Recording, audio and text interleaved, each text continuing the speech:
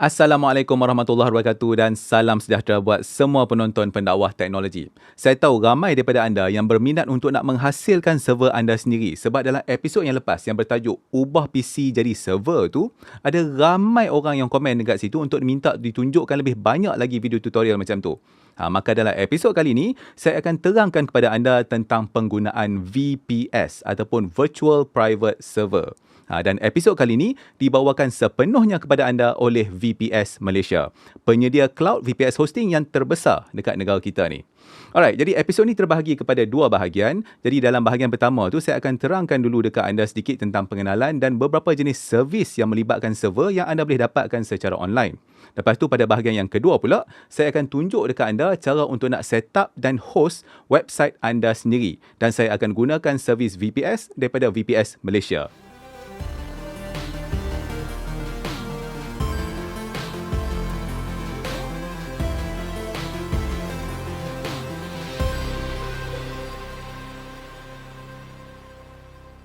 Dalam bahagian pertama ni sebagai permulaan, saya akan terangkan dulu secara umum topik yang kita nak sembangkan kali ini. Kita akan bercakap tentang server. Jadi sekiranya anda tak tahu server tu apa, maka secara mudahnya server ni dia adalah sebuah komputer yang dibuat khas untuk nak buat kerja-kerja tertentu. Jadi salah satu contoh yang paling senang adalah kita gunakan server ni untuk nak letak website. Jadi bila orang buka website kita, maka dia akan connect kepada server kita tu. Jadi mungkin anda juga akan terfikir, kalau pakai komputer biasa tak boleh ke? Sebenarnya kan, kalau anda nak buat benda-benda yang biasa ke ataupun nak buat testing ke apa ke, dia tak ada masalah kalau anda nak pakai desktop komputer kat rumah tu ke ataupun anda nak pakai laptop anda tu untuk dibuat server. Tapi kalau anda perlukan servis yang stabil, maka anda memang perlukan perkakasan server yang khusus ni. Okey, jadi saya harap anda fahamlah bahagian pengenalan tu nah. Okey, jadi mungkin juga ada sebahagian pada anda yang fikir, jadi cerita dia apa dia? Kalau nak buat website sendiri, maka pergi beli server, lepas tu pasang kat rumah, betul tak? Jadi mesti ada juga orang yang akan terfikir macam ni. Kalau macam tu, kenapa semua orang tak pergi beli je server lepas tu letak kat rumah je kan? Okey, mari saya terangkan dekat anda. Kalau anda nak gunakan server untuk nak buat testing ataupun nak guna secara peribadi, tak ada masalah. Anda boleh pergi beli server second hand ke apa ke, letak kat rumah, pakai, tak ada isu. Tapi kalau anda nak gunakan server tu untuk nak buat benda-benda yang penting, contohnya nak simpan website syarikat ke, nak host aplikasi syarikat dan sebagainya, maka dia tak sesuai untuk letak server tu dekat rumah. Sebab anda perlukan lebih banyak lagi benda untuk nak membolehkan servis dalam server tu berfungsi. Contohnya kan, anda kena ada alamat IPv4 global ataupun ada alamat IPv6 lah. Lepas tu anda kena letak server tu kat tempat yang betul. Lepas tu anda kena pastikan bekalan elektrik itu adalah stabil. Sebab kalau ada power trip ke, elektrik putih ke, ada orang pergi tutup power ke, server tu pun mati sekali. Selain daripada tu, sambungan internet pun kena stabil. Sama juga kalau internet terputih, putih macam tu jugalah. Lagi satu, server ni kan, walaupun saya kata dia adalah satu komputer, dia bukan PC biasa tau. Siapa yang pernah tengok server, pernah handle server, tahulah apa yang saya nak cerita ni. Tapi kalau anda tak pernah tengok server, saya boleh cakap satu benda. Dia punya bunyi tu memang bising betul. Kalau anda rasa komputer anda bising, kipas untuk water cooling ke apa ke bising, dia tak boleh nak lawan bunyi bising kipas server tu. Sebab kalau contoh, anda pergi belilah server IBM ke apa ke, letak kat ruang tamu anda, lepas tu anda pergi turn on server tu, dia punya bunyi kipas tu, anda boleh dengar satu rumah. Saya dah letak dalam rumah ni, dia punya bising tu tak boleh nak belah, lepas tu sebab tu saya buang benda tu. Bukan buang lah, saya tutup macam tu je lah kan. Tak pakai. Maka disebabkan itulah, syarikat-syarikat ataupun pejabat kerajaan ni semua, mereka ada satu bilik yang dipanggil server room. Ataupun data center lah kalau besar sikit. Jadi secara umumnya, server room ni lah tempat untuk nak letak server-server semua tu. Yang mana server-server tu digunakan untuk buat macam-macam lah. Nak host website ke, nak letak aplikasi syarikat ke apa, semua letak kat situ. Tapi jaranglah kita nak tengok orang ada server room kat rumah. Ada tu ada, tapi jarang lah. Sebab server room ni dia perlukan modal untuk nak maintain dia. Dia kena ada tempat yang elok, elektrik, internet, semua benda tu lah. Dan disebabkan itulah, syarikat seperti VPS Malaysia ni wujud. Jadi mereka menyediakan servis untuk membolehkan anda memiliki server secara virtual. Itulah datangnya nama Virtual Private Server. Jadi dengan menggunakan VPS ni, anda tak perlu nak pergi beli server anda sendiri. Maksudnya server fizikal tu tak payah nak pergi beli. Anda tak payah risau nak letak kat mana, tak payah risau nak jaga semua benda tu. Semua tu dijaga oleh VPS Malaysia. Anda cuma guna sahaja. Pada zaman sekarang ni dah ramai orang yang menggunakan servis virtual server ataupun lebih umum lagi dikenali sebagai cloud services. Semua benda tu diletakkan dalam cloud. Maksudnya aset-aset anda semua tu boleh diakses melalui internet. Jadi anda dah tak payah nak bazirkan duit untuk nak pergi beli server fizikal, lepas tu nak bayar kos infra dan sebagainya, lepas tu anda tak payah nak pening kepala nak maintain, tak payah dah. Okay, jadi sekarang ni bila anda perlukan satu-satu benda, anda hanya bayar untuk servis berdasarkan apa yang anda perlukan sahaja. Jadi kalau anda perlukan benda yang mudah, maka kos dia murah lah. Tapi kalau anda perlukan benda yang canggih ataupun lebih kompleks ke apa-apa, maka kos dia lebih mahal. Okay, jadi untuk nak tunjukkan perkara ni kat anda, mari kita tengok website VPS Malaysia ni. Jadi dekat sini kita boleh nampak beberapa jenis cloud services yang mereka sediakan. Okay, contohnya kan kita tengok kat sini. Di bawah kategori Cloud SSD VPS ni. Mereka ada sediakan beberapa jenis VPS. Contohnya macam kat sini ada Forex VPS, Linux VPS, Windows VPS, cPanel VPS. Dan dalam episod kali ni, saya akan gunakan servis Linux VPS mereka tu. Okay. Lepas tu ada satu benda lagi. Kalau anda tengok dekat situ kan, anda nampak satu lagi servis yang dipanggil sebagai dedicated server. Okey, mari saya cerita dekat anda. No? Kalau anda gunakan VPS ataupun virtual private server tu, maka anda hanya akan dapat virtual server. Maksudnya kan, operating system tu, contohnya macam Linux tadi tu, itu diinstal dalam server virtual. Anda tak diberikan server fizikal tu. Anda akan berkongsi server fizikal tu dengan orang lain. OS tu anda punya, tapi server fizikal tu dikongsi ramai-ramai. Okey, jadi kalau anda tak nak dalam keadaan macam tu, maksudnya anda nak satu server fizikal yang khusus untuk anda sahaja, anda tak nak kongsi dengan orang lain, maka anda bolehlah gunakan servis dedicated server tu. Maksudnya, server fizikal tu memang khusus untuk kegunaan anda sahaja. Bezanya adalah server ni mereka yang tolong jaga. Jadi anda tak perlu nak beli server fizikal letak kat rumah semua tu, tak payah. Mereka yang tolong jaga. Jadi sebab tu lah kan, lagi satu kalau anda tengok dekat sini, kalau untuk servis VPS tu, anda bayar murah sahaja. Contohnya saya tunjuk yang paling basic ni. Anda cuma kena bayar RM29 saja sebulan. Tapi kalau anda nak ambil dedicated server, saya ambil dedicated server yang paling murah. Contohnya satu server dengan prosesor Xeon E3 dengan 8GB RAM ni kan. Anda kena bayar RM347 sebulan. Lagi mahal daripada VPS tu. Okey, tapi satu benda lah. Anda kena tahu benda ni juga. VPS dan dedicated server ni, anda kena install sendiri benda-benda macam network services, katakanlah macam web server ke, Apache ke, PHP, semua benda tu lah. Jadi sekiranya anda hanya nak host website saja, lepas tu dah tak nak fikirkan pasal benda lain, maka dia ada satu benda yang ketiga ni, yang mana VPS Malaysia sediakan. Servis ketiga ni dipanggil web hosting. Jadi secara mudahnya, servis web hosting ni adalah untuk nak membolehkan anda letak website anda dengan cara yang paling cepat dan mudah. Okey, jadi insyaAllah dalam episod yang seterusnya nanti, saya akan tunjukkan kepada anda perbezaan di antara VPS, dedicated server dan web hosting. Dalam bahagian yang kedua ni, saya akan tunjukkan kepada anda cara-cara untuk nak set up website anda menggunakan servis Linux VPS yang disediakan oleh VPS Malaysia. Okey, jadi apabila anda register untuk servis VPS ni, maka anda akan dapat satu email daripada VPS Malaysia untuk nak maklumkan dekat anda cara-cara untuk nak kawal dan akses VPS anda tu.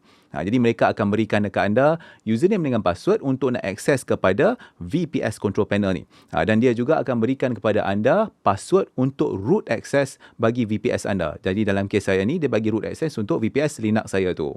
Jadi kalau anda login ke VPS control tu, maka anda akan nampak interface sebegini. Jadi di sini anda boleh tengok dah, ada banyak maklumat tentang server anda, contohnya alamat IP dan sebagainya. Dan daripada sini juga anda boleh control untuk nak shutdown server tu ke, ataupun nak reboot ke, ataupun nak reinstall balik OS. Lepas tu nak tengok statistik penggunaan rangkaian dan macam-macam lagi. Semua boleh dibuat dekat sini. Okey, jadi sekarang saya akan tunjuk pula kepada anda cara untuk nak set up website anda sendiri. Bermula daripada langkah yang pertama, sampailah website itu boleh dilihat dekat dalam web browser tu.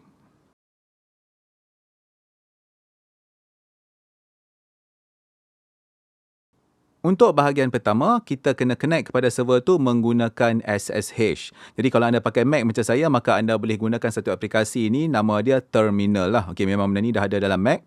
Alright, jadi anda nak access terminal ni, anda boleh gunakan Spotlight Search tu dan buka terminal.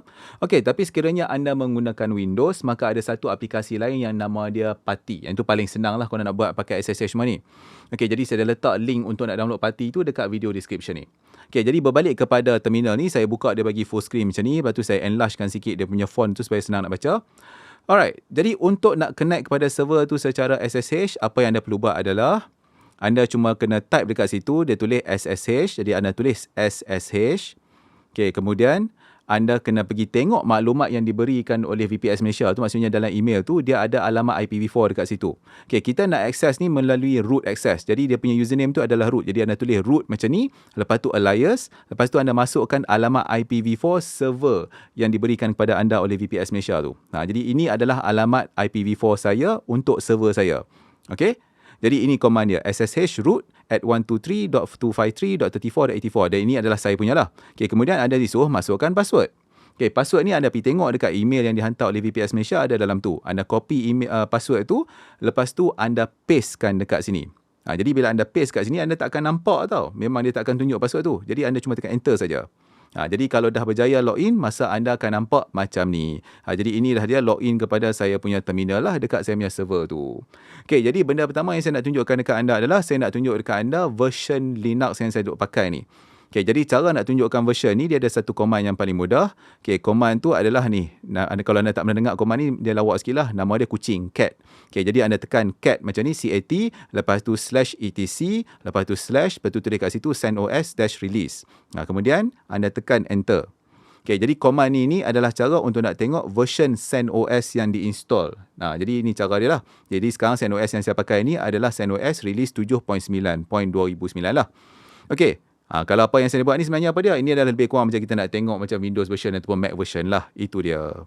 Benda pertama yang saya galakkan buat sebelum kita teruskan benda lain adalah kita update dulu operating system ni. Jadi apa yang saya akan tunjuk dekat anda sekarang ni adalah saya akan tunjukkan cara nak update CentOS ni. Okay, jadi command dia adalah anda boleh tulis macam ni. Anda tulis sudo, lepas tu space, lepas tu yum, lepas tu space, lepas tu check, lepas tu dash, lepas tu update. Command macam ni. Lepas anda dah tulis command ni, anda tekan enter. Okay, bagi mereka-mereka yang tak tahu CentOS ni apa ataupun ni pertama kali nampak terminal ni, anda ikut sajalah. Command ni pun saya dah letak dekat video description. Ini adalah bahagian pertama untuk nak update. Okay, bila dah selesai bahagian pertama ni, untuk nak teruskan update tu, maka anda kena tekan command ni pula. Okay, command yang seterusnya ni pula adalah anda tulis dekat situ, anda tulis sudo, alright, lepas tu space, lepas tu anda tulis yum, lepas tu space, lepas tu anda tulis update. Lepas tu ini command untuk update lah. Jadi dan tekan enter. Jadi anda teruskan sampai dah habis. Jadi bila dia tanya macam ni, dia ada yes ni, anda tekan Y dekat atas keyboard anda tu. Lepas tu anda tekan enter. Ni maksudnya anda nak teruskan lah. Alright, jadi bila anda dah teruskan tekan Y tu, maka dia akan buat kerja lah. Dia akan buat kerja semua bagi habis. Bila dah selesai tu, anda nampak dia tulis complete macam ni. Maka sepatutnya sekarang ni dah selesai lah semua proses untuk nak update server tu. Okay, lepas tu bila dah selesai update ni semua, maka kita kena buat satu benda yang ketiga, maksudnya kita nak cuci dia. Okay, nak cuci maksudnya nak cuci file-file yang ada tadi di update tu lah.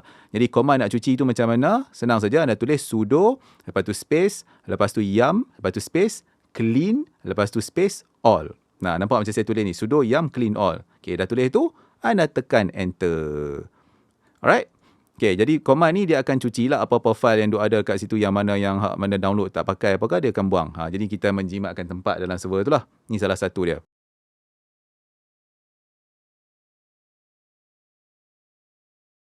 Untuk bahagian seterusnya ni, kita akan install web server dalam server kita ni. Okay, tapi sebelum tu saya nak clean dulu yang terminal ni sebab banyak sangat. Jadi saya tekan command clear ni. Okay, bila saya tekan clear, saya tekan enter, dia hilang lah. Jadi anda tak nampak tulisan banyak-banyak tu. Okay, jadi untuk nak install web server ni, command dia yang paling mudah adalah anda tulis yum space install, lepas tu space httpd. Macam ni. Nampak? Anda tulis command ni, lepas tu anda tekan enter. Okay, jadi masa dia tekan enter tu, dia akan buat kerja sikit lah. Okay, bagi dia buat kerja semua sampai selesai. Lepas tu kalau tiba-tiba bila dia tanya anda soalan macam ni, ni yang dia tanya yes no ni, maka anda tekan Y, lepas tu anda tekan enter saja. Dan biar dia teruskan sampai habis. Okay, jadi bila anda nampak dia tulis complete ni, maka dah selesai lah dia. Alright, jadi untuk bahagian seterusnya, kita kena buat satu benda lagi. Okey, tadi kita install web server kan. Okey, sekarang kita kena start web server tu pula. Maksudnya kita nak onkan application tu lah kalau macam dalam komputer kan. Jadi command untuk nak start web server tu adalah macam ni. Anda tulis system control ataupun system CTL, lepas tu space, lepas tu start, lepas tu space, lepas tu HTTPD. Lepas tu anda tekan enter. Jadi anda tak akan nampak apa, dia akan duduk diam macam tu. Itu anda dah start ataupun dah mulakan web server anda. Alright. Jadi untuk bahagian yang seterusnya ni pula, kita kena allow ataupun kena bolehkan orang untuk nak access servis web server kita tu. Jadi macam mana kita nak buat? Kita kena tambah rule dekat firewall. Okay, jadi command untuk nak tambahkan rule dekat firewall tu adalah, okay, sebelum tu saya clearkan dulu screen sebab banyak sangat kan. Okay, cara nak clear kan macam saya kata tadi, tulis clear macam ni, tekan enter, dia hilang. Alright. Okay, command untuk nak tambah rule dekat firewall tu adalah, anda tulis macam ni, firewall, lepas tu dash command, lepas tu space, lepas tu yang dua dash-dash macam ni, lepas tu anda tulis dekat belakang tu add, okey, lepas tu dash, lepas tu service, lepas tu sama dengan, lepas tu HTTP. Ni dia. Nampak HTTP. Okey, sebab kita nak allowkan web service ataupun HTTP lah. Okey, lepas tu untuk pastikan command ni terus ada sama sampai bila-bila, kita tekan dash-dash, kita tulis permanent macam ni. Jadi kalau anda restart server pun, command ni tetap akan ada sebagai rule dalam anda punya firewall tu. Okey, tekan enter. Okey, bila dia tulis sukses macam ni, selesai. Okey, kemudian bila anda dah tambah rule dalam firewall, anda kena reload firewall tu. Maka command dia adalah firewall dash command, lepas tu yang dash-dash reload. Sebab kita nak suruh firewall tu terima rule baru yang kita tambah tadi. Okey, dia tulis sukses. Dah selesai. Alright, jadi untuk nak test installation web server kita dan nak test firewall tadi betul ke tidak, maka apa yang kita buat adalah kita boleh pergi buka browser. Okey, mai saya buka browser dekat sini. Saya tukar screen buka browser. Okey, lepas tu dekat atas address bar ni saya tulis alamat IPv4 server saya. Tadi saya copy kan. Ini adalah alamat IPv4 public server saya tu. Okey, jadi bila saya tekan enter, patutnya anda akan nampak macam ni. Ini adalah testing 1, 2, 3. Ini adalah test page untuk yang Apache yang kita install tadi itulah. Jadi kalau anda nampak macam ni, maksudnya installation web server anda dah okey, server anda berjalan elok, firewall semua dah okey, tak ada masalah apa. Okey, selesai bahagian untuk nak install web server.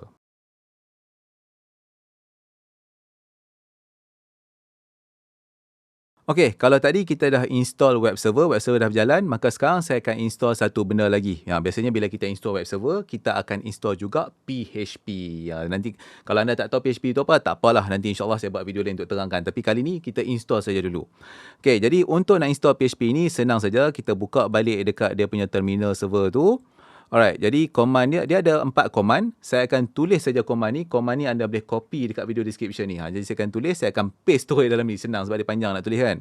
Okay, jadi sekarang saya masukkan dulu command yang pertama ni, yang install ni. Okay, jadi lepas tu belakang tu saya tambahkan -y ni. -y ni kegunaan dia bila anda tekan enter nanti, kalau dia ada soalan-soalan untuk yes no semua tu, dia tak akan tanya dah. Sebab anda jawab yes untuk semua benda. Jadi bila anda tekan command ni, dia terus install sampai habis. Okay, so bahagian pertama dah habis. Sekarang kita masukkan pula command yang kedua. Okay, jadi command yang kedua, saya paste command yang kedua. Ini command yang kedua, tekan enter. Sama juga, dekat belakang tu saya tambah -y. Okay, lepas tu kita biar dia berjalan. Alright, so bila dia dah berjalan, dah habis, okay, dah nampak complete macam ni. Maka sekarang kita masukkan pula command yang ketiga. Okay, sekejap saya copy, saya paste command yang ketiga macam ni. Alright, dan tekan enter juga. Okey, lepas tu dia dah keluar macam ni. Ni maksudnya dah habis dah lah. Bila anda nampak yang ada tanda hash tu dah habis. Okey, dan last kali kita masukkan kepada yang terakhir lah. Untuk command yang terakhir ni, command yang keempat. Okey, saya paste command yang keempat ni. Okey, dan tekan enter. Dan sekarang biarlah dia jalan sampai habis.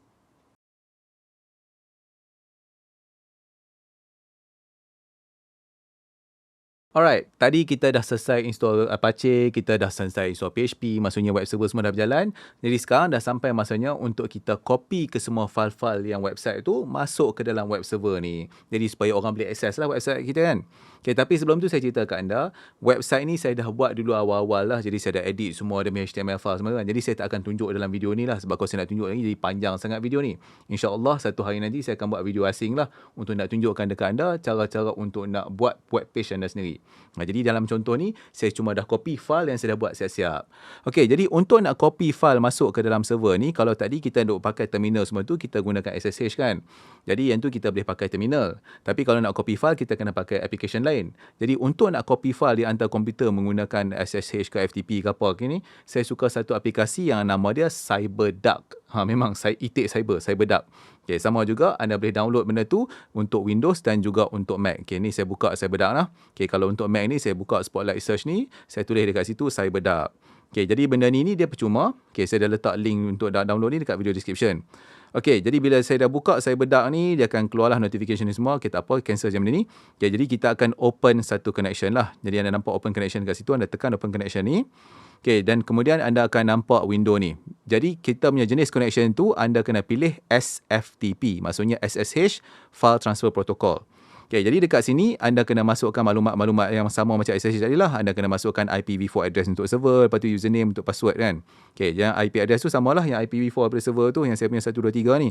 Lepas tu untuk username, yang saya duk pakai tu adalah root tu lah. Lepas tu saya punya password pula, yang saya paste yang password ni. Okay, lepas tu saya tekan enter lah untuk nak connect kan. Ataupun saya tekan connect je lah.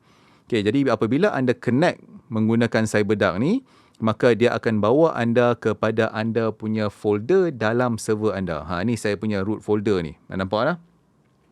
Okey, jadi sekarang ni saya dah boleh copy file ataupun drag and drop file masuk ke dalam server saya. Okey, saya akan pergi kepada folder yang base dulu. Okey, ni folder asas. Saya akan copy terus file masuk ke dalam folder HTML tadi tu. Okey, dekat mana lokasi folder tu? Kalau anda turun dekat bawah ni, anda akan nampak satu folder nama dia var tu kan. Okey, anda klik dekat folder tu. Okey, itu adalah folder yang pertama. Lepas tu bila anda buka folder var tu, dia akan ada satu folder nama www ni. Okey, anda klik kat www ni. Okey, lepas tu anda akan nampak folder HTML. Anda klik folder HTML tu. Okey. Bila anda klik folder HTML ni, inilah dia folder yang mana kita kena letak semua file-file website kita. Jadi apa yang diletak dalam ni akan dikeluar kat browser tu. Okey, dalam folder PT ni, ini adalah website saya lah. Okey, ni content saya punya folder tu. Alright. Jadi apa yang saya kena buat sekarang ni adalah saya kena copy semua file ni masukkan ke dalam saya punya server. Okey, jadi apa saya buat adalah saya copy semua ataupun saya just select semua dan saya drag and drop dan letak dekat dalam server tu. Macam ni. Drag and drop macam ni saja. Okey, so dia akan transfer lah. Jadi bagilah transfer ni berjalan sampai habis. Okey, jadi sebenarnya ini CyberDuck ni salah satu aplikasi lah. Boleh pakai aplikasi lain je. Tapi CyberDuck ni antara yang paling senang. Okey, apabila dah selesai ni, maka sekarang kita akan pergi check dekat web browser. Okey, saya tunjuk dekat anda lah.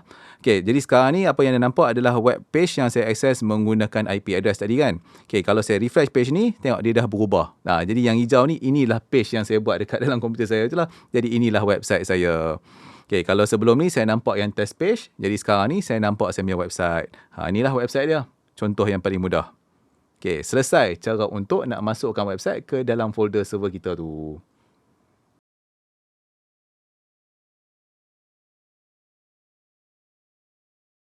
Dalam bahagian yang terakhir ni, saya akan tunjukkan dekat anda cara-cara untuk nak membolehkan orang akses website kita menggunakan domain. Kalau tadi kan saya akses website pakai IP address kan. Jadi kalau kita akses pakai IP address tu, dia tak berapa nak menarik sangat lah. Jadi kalau kita pakai domain tu, dia lebih okey sikit. Jadi untuk contoh ni, saya akan gunakan salah satu domain yang saya ada, iaitu pendakwah.tech. Jadi domain pendakwah.tech ni saya gunakan servis DNS daripada Cloudflare. Jadi sekarang saya tunjukkan dekat anda dia punya interface lah untuk nak edit DNS record tu. Alright, jadi benda pertama yang saya akan buat adalah saya akan tambahkan satu alamat IPv4 ataupun A record. Jadi cara nak buat dia senang saja. Saya tekan butang add record ni. Okey, kemudian dekat bawah pilihan ni saya akan pilih type A lah, A record. A record tu adalah untuk IPv4. Untuk bahagian name ni saya akan letakkan alias sebab saya tak nak letak www kat depan tu. Saya nak pakai pendakwah.tech saja. Jadi bila orang tekan pendakwah.tech terus buka website tu. Okey, dekat bahagian IPv4 ni saya pastekan saya punya alamat IPv4 server yang 123 tu lah. Okey, jadi sekarang ni saya dah boleh tambah satu A record. Okey, kalau semua dah okey, saya tekan butang save. Okey, jadi dah adalah satu A record ni. Alright. Tapi seterusnya saya nak tambah juga satu rekod lain, iaitu saya nak tambahkan rekod IPv6. Jadi memandangkan VPS Malaysia ni ada servis IPv6, saya tunjukkan anda IP config lah ataupun IF config ni. Okay, anda boleh nampak lah dia punya alamat IPv6 untuk server saya ni yang 2004 ni. Okay, 2401 ni. Ini adalah saya punya IPv6 global address untuk server ni. Jadi orang boleh akses server ni menggunakan saya punya IP ni. Jadi saya copy IP ni. Okay, saya pergi balik kepada saya punya DNS server punya untuk rekod ni. Saya tekan butang add record. Lepas tu, untuk bahagian type ni, saya tekan quad A dekat sini. Quad A itu adalah untuk alamat IPv6. Okay, sama juga untuk bahagian name, saya tekan alias sebab saya tak nak pakai www kat depan tu. Okay, untuk IPv6, saya pastekan alamat IPv6 yang saya copy tadi. Okay, sama jugalah. Kalau semua dah okay, check balik kalau ada masalah apa. Maka kemudian saya tekanlah butang save ni. Okey, selesai untuk nak tambah A record dan quad A record. Jadi sekarang orang boleh akses website saya tu menggunakan IPv4 dan juga IPv6 melalui domain pendawah.tech. Okey, jom kita pergi test benda tu. Okey, sekarang saya akan buka balik browser ni. Okey, jadi kalau anda tengok kat browser ni tadi saya akses pakai IPv4 kan, nampak 1, 2, 3 ni kan. Okey, sekarang saya buka tab baru. Okey, saya akan tulis yang URL saya dah, http://pendawah.tech. Saya tekan enter dan anda tengok saya dah boleh buka website saya. Inilah website saya tadi. Jadi sekarang orang dah boleh akses website tu menggunakan domain pendawah.tech. Jadi itulah dia cara untuk nak set up web server serta website anda sendiri menggunakan virtual private server.